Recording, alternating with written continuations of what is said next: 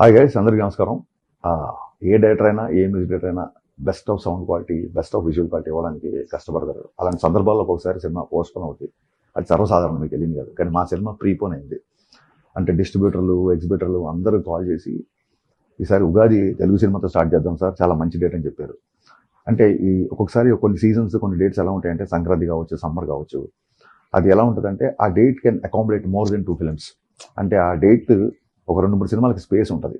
దాంతో మేము ప్రొడ్యూసర్లు చెప్పగానే ఈ ప్రెషర్, ఈ టెన్షన్ తీసుకోవడానికి మేము రెడీ అయిపోయాము.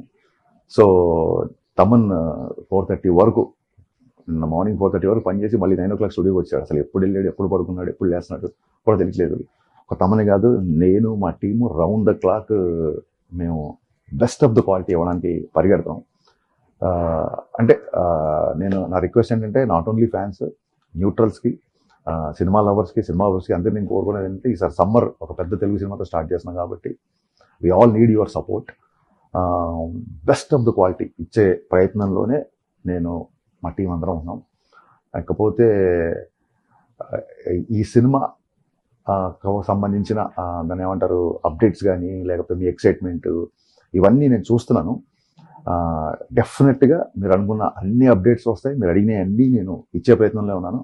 కాకపోతే ఈ టైంలో నాకు మీ అందరి సపోర్ట్ కావాలి. నేను మళ్ళీ చెప్తున్నాను, మొత్తం తెలుగు ప్రేక్షకులు అందరం కలిసి సమ్మర్కి తెలుగు సినిమాతో స్టార్ట్ చేస్తున్నాం కాబట్టి I need all your support అండి. So let's experience the best of cinema on March 19th.